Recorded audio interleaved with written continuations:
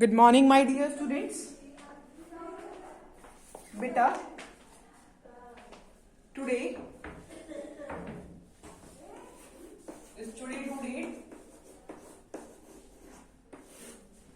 we are going to start a new chapter number 21 of your book. Chapter name is Financial Statement. Financial Statement.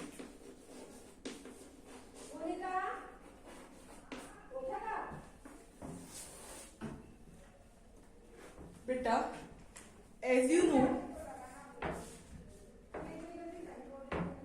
we make a lot of accounts in our books. बहुत सारे account बनाते हैं हम. पहले general entry करती हैं. सबसे पहले हम जनरल एंट्री करते हैं जो आपने सबसे स्टार्टिंग में अपने बुक के पढ़ी हो. जनरल एंट्री से हम क्या करते हैं? लेजर पोस्टिंग करते हैं. ठीक है, लेजर पोस्टिंग है तो लेजर बनाते हैं. उसके बाद आप ट्रायल बैलेंस बनाते हैं. ठीक है, but these are not enough. ये इनफ नहीं है. क्यों इनफ नहीं है? क्योंकि इससे हमारी कंपनी की साउंडनेस नहीं पता चलती. हमें अपनी कंपनी की फाइनेंशियल स्टेटमेंट या फाइनेंशियल पोजीशन पता नहीं चलती. उसके लिए हमें फाइनेंशियल स्टेटमेंट बनानी पड़ती है. ओके, फाइनेंशियल स्टेटमेंट अब कहते किसे हैं? Financial statement refers to such statement. Financial statement refers to such statement which report the profitability and the financial position of the business at the end of year. Financial statement वो statement है जो हमें profit बताती है और financial position बताती है हमारी कंपनी की एंड में. ओके, हमारे बिजनेस की एंड में. क्लियर? क्या बताती है ये? दो मेन पॉइंट क्या आते हैं? प्रॉफिटेबिलिटी बताती है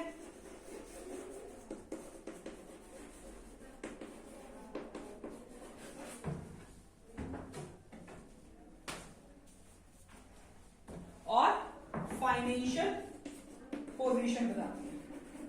क्लियर? अब आपको प्रॉफिटेबिलिटी का मतलब पता होना चाहिए. प्रॉफिटेबिलिटी का मतलब होता है प्रॉफिट एंड लॉस. प्रॉफिट और लॉस बताते हैं. फाइनेंशियल पोजीशन का मतलब क्या होता है? Assets and liability.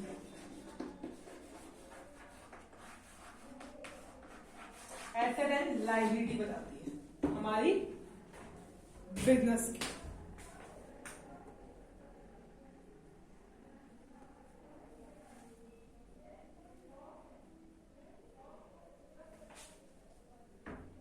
Okay,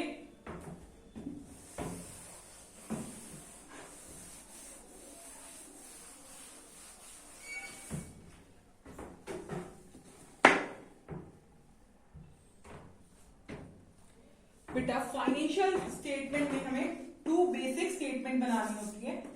to basic statement prepare करनी होती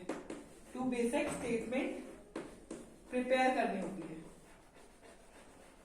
which are first one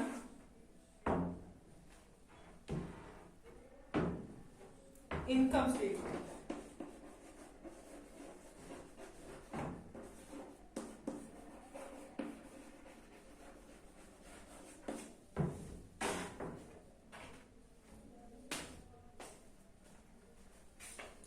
income statement को ट्रेडिंग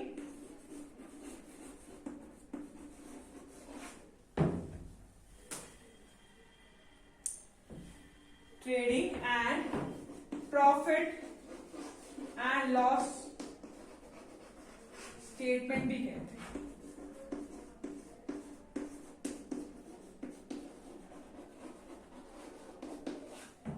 स्टेटमेंट हमें क्या बनानी पड़ती है, इनकम स्टेटमेंट। इनकम स्टेटमेंट को trading and profit and loss statement कहते हैं। Clear?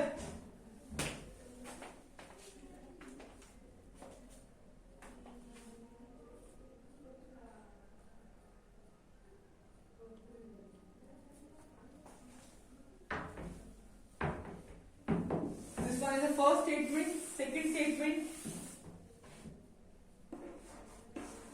statement of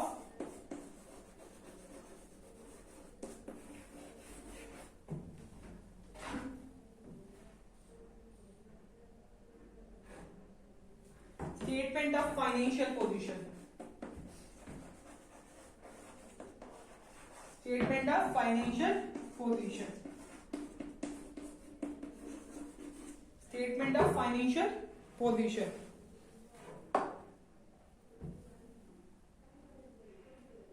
statement of financial position क्या शो करती है, asset and liability. Asset and liability आप क्या, इसका दूसरा नाम क्या है, बैलेंस शीट। ठीक है, अब आपको सिंपली पता चला हमें दो स्टेटमेंट बनानी होती है, एक trading and profit and loss बनाना होता है, दूसरा हमें बैलेंस शीट बनाना होता है। इससे हमें फाइनेंशियल पोजीशन पता चलती है हमारी कंपनी की, और फाइनेंशियल पोजीशन के साथ साथ हमें प्रॉफिट एंड लॉस भी पता चलता है। ओके, इन दोनों स्टेटमेंट को क्या बोलते हैं, फाइनेंशियल स्टेटमेंट। इन दोनों स्टेटमेंट को क्या बोलेंगे, it will be termed as final accounts.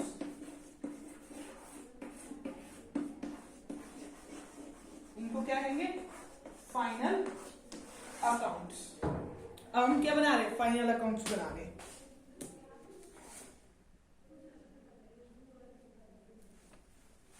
Now अब आपको फाइनेंशियल स्टेटमेंट बनाने के ऑब्जेक्टिव्स बताने वाले हैं। ऑब्जेक्टिव अभी इनडायरेक्टली ऑब्जेक्टिव्स मैंने बता दिए, बट जो आपकी बुक में स्टेट है मैं आपको बता देती हूँ। Objectives of financial statement. First objective of financial statement is to present true and fair value. Present true and fair value. Present a true and fair value. Fair value बोल सकती है, व्यू भी बोल सकते हो। View, fair view of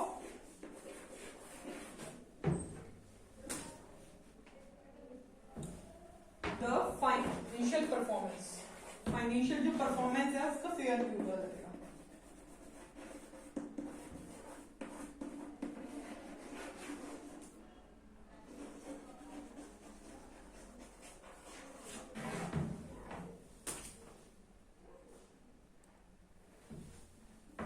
profit, financial performance का मतलब profit and loss of a business.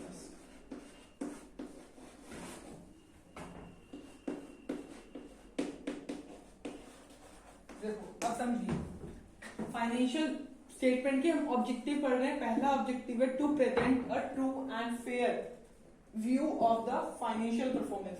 हमें एग्जैक्ट जो फाइनेंशियल परफॉर्मेंस होती है वो पता चलती है। क्लियर? फाइनेंशियल परफॉर्मेंस में क्या पता चलता है, एग्जैक्ट प्रॉफिट और लॉस पता चलता है बिजनेस का। क्लियर? फाइनेंशियल स्टेटमेंट से हमें एग्जैक्ट प्रॉफिट एंड लॉस पता चलता है। सेकंड पॉइंट इसी में लिख लेते हैं, ये प्रेजेंट करता है true and fair view of financial performance में तो प्रॉफिट एंड लॉस आ रहा है। ठीक है, अब फाइनेंशियल पोजीशन का भी तो पता चलता है हमें। फाइनेंशियल पोजीशन, फाइनेंशियल पोजीशन का मतलब अभी मैंने आता है एसेट एंड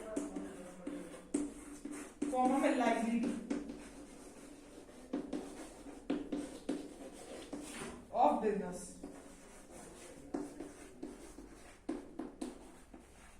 सिंपल वर्ड में ये बोल सकते हैं, फाइनेंशियल स्टेटमेंट से हमें प्रॉफिट एंड लॉस का पता चलता है और एसेट और लायबिलिटी का पता चलता है हमारे बिजनेस। ठीक है, objective clear to you? Next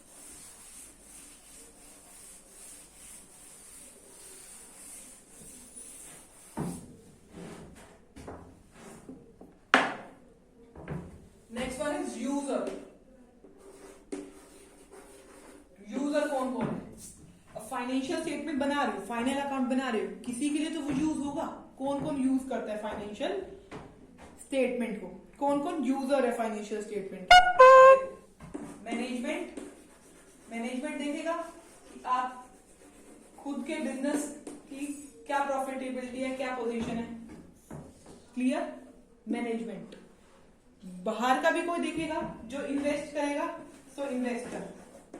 अगर किसी को हमारे बिजनेस में इन्वेस्ट करना है तो उसको प्रॉफिट पता चलना चाहिए और हमारी पास कितनी एसेट है और कितनी लायबिलिटी हमें बाहर पे ऑफ करनी। इन्वेस्टर को ये बात पता होनी चाहिए। Clear? Creditor. Creditor two terms में होते हैं, शॉर्ट टर्म क्रेडिटर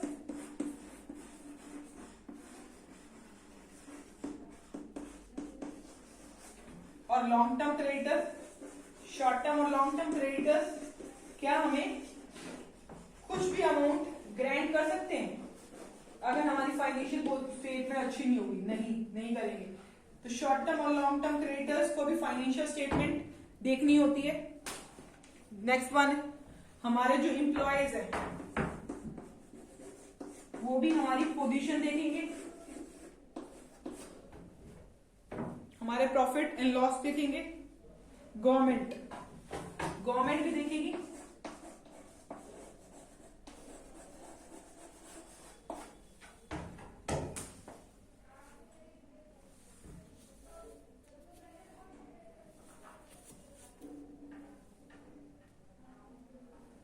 अब आप भी सोच रहे हो गवर्नमेंट क्यों देखेगी? इनको तो कोई नीड है, ये इन्वेस्ट कर रहे हैं, ये हमें कुछ दे रहे हैं, एम्प्लॉयज भी काम कर रहे हैं, तो गवर्नमेंट क्यों देखेगी? गवर्नमेंट ये देखेगी कि जो प्रॉफिट मार्जिन है उनका ज्यादा है या कम है। क्लियर? प्रॉफिट मार्जिन ज्यादा है या कम है।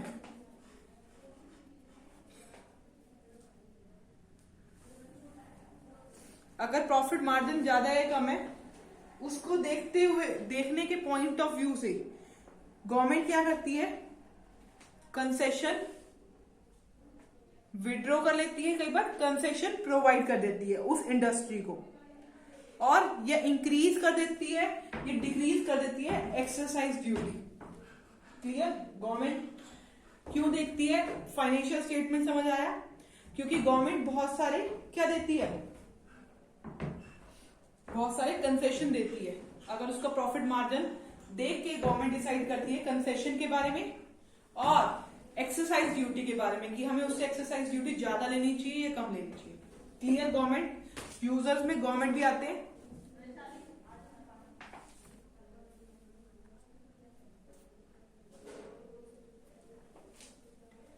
नेक्स्ट इसी में आता है टैक्सेशन अथॉरिटी। आपको पता है हर एक बिजनेसमैन को क्या देना होता है? Let's first of all tell, क्या देना होता है हर एक बिजनेसमैन को? टैक्स देना होता है। तो फाइनेंशियल स्टेटमेंट की नीड किसको होती है? टैक्सेशन अथॉरिटी को भी होती है। क्लियर?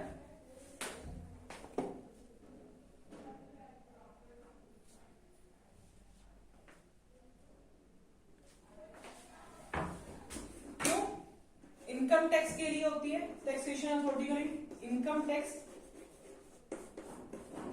और सेल्स टैक्स के लिए।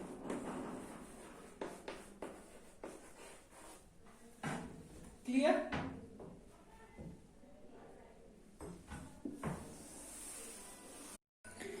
नाउ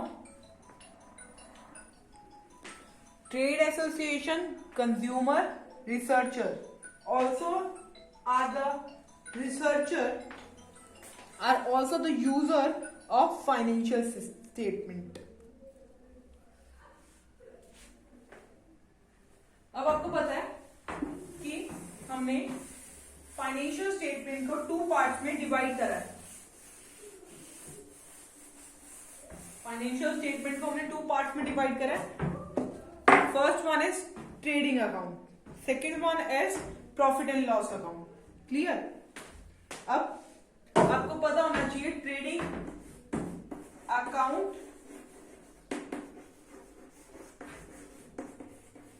शो करता है? ट्रेडिंग अकाउंट जो होता है वो शो करता है, शोज ग्रॉस प्रॉफिट कोमा में loss. Trading account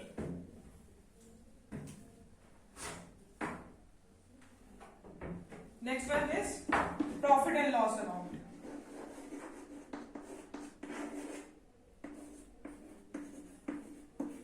Profit and loss account. Profit and loss account shows. Profit and loss account क्या शो करता है? Profit and loss account shows net profit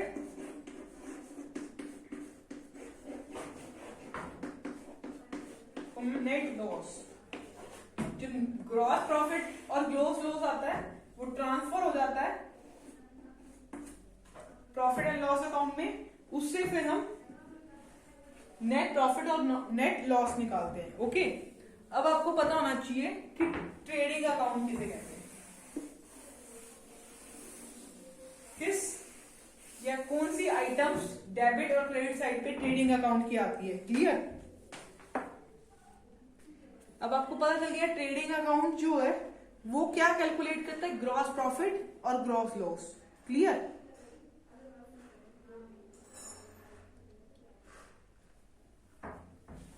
Why it is prepared? It is prepared to show the result of. It is prepared to show the result of manufacturing, buying and selling. Result of manufacturing जो हमने manufacture करा है, manufacturing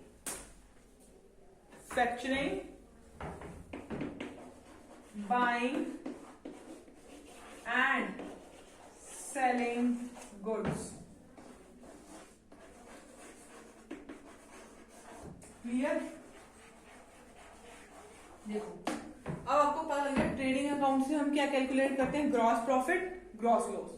ठीक है, और क्यों prepare करते हैं, it is prepare to show the result of, किसका रिजल्ट शो करने के लिए प्रिपेयर करते हैं, मैन्युफैक्चरिंग बाइंग और सेलिंग।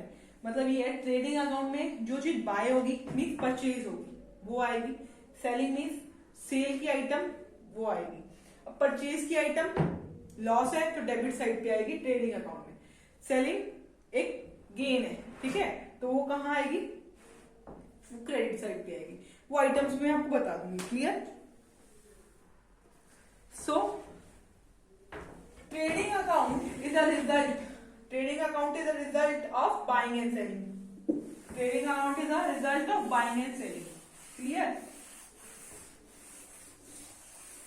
नाउ बेटा, as you know trading account is a result of buying and selling of the goods. So trading account is also called goods account. Trading account को हम क्या बोलते हैं, goods account. Okay,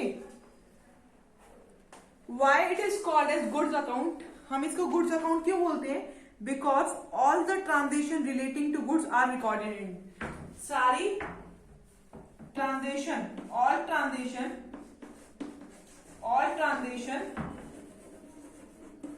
relating to goods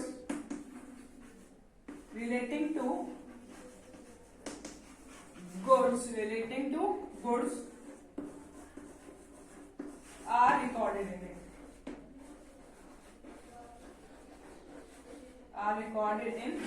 it, so it is called as goods account। so इसको क्या बोलते हैं, goods account। clear? now you should know the importance of trading account। Trading account की इंपॉर्टेंस बताऊंगी आपको। First importance of trading account is that it shows gross profit and loss. Importance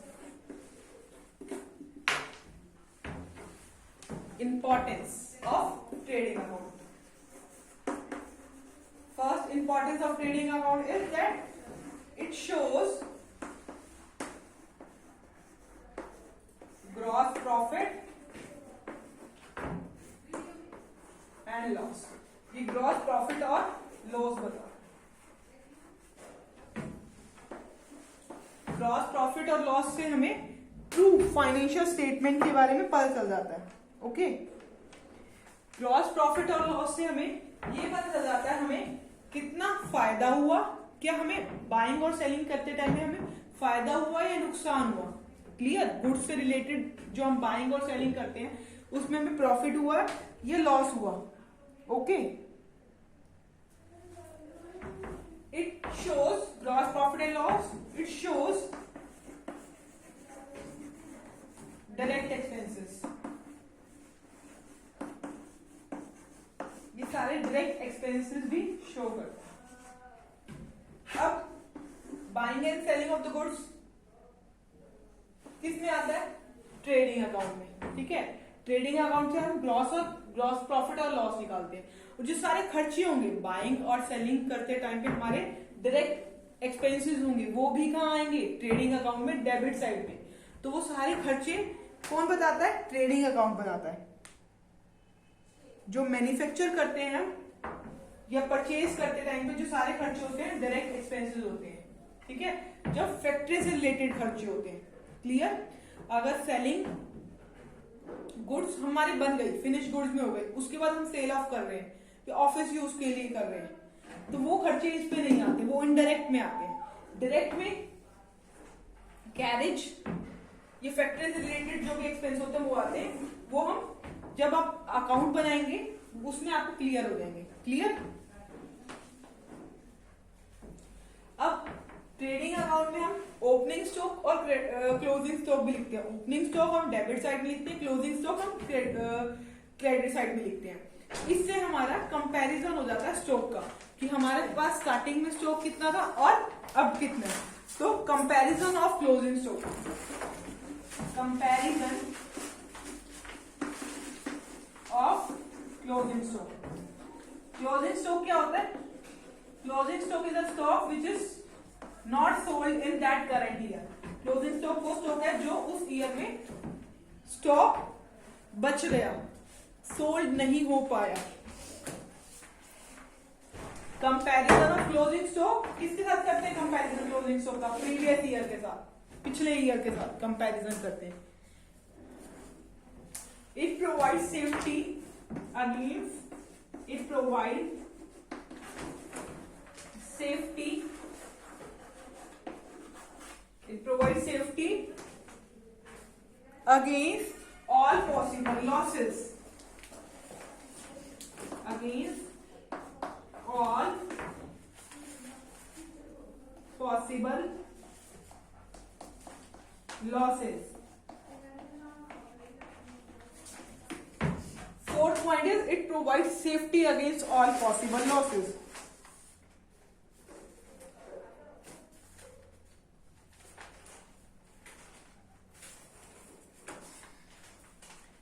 देखो, इससे हमें ग्रॉस प्रॉफिट मिल जाता है। ठीक है, फाइनेंशियल स्टेटमेंट में ट्रेडिंग अकाउंट से हमें ग्रॉस प्रॉफिट मिल जाता है। अगर हमारा ग्रॉस प्रॉफिट कम है, ग्रॉस प्रॉफिट कम है तो मतलब हमें नुकसान हो रहा है, लॉस हो रहा है। तो फ्यूचर में वो नुकसान ना हो, फ्यूचर में वो नुकसान ना हो, तो उसके रिगार्डिंग प्लान बना लेता है कौन? Businessman. We have done trading account topic. Now in next video we will do preparation. हम क्या नेक्स्ट वीडियो में क्या करेंगे? प्रिपरेशन ऑफ ट्रेडिंग अकाउंट करेंगे। Okay, for today's our topic is completed. You have to read from your book about financial statement are of two type. Okay, objective of financial statement and about trading account. Okay, thank you very much.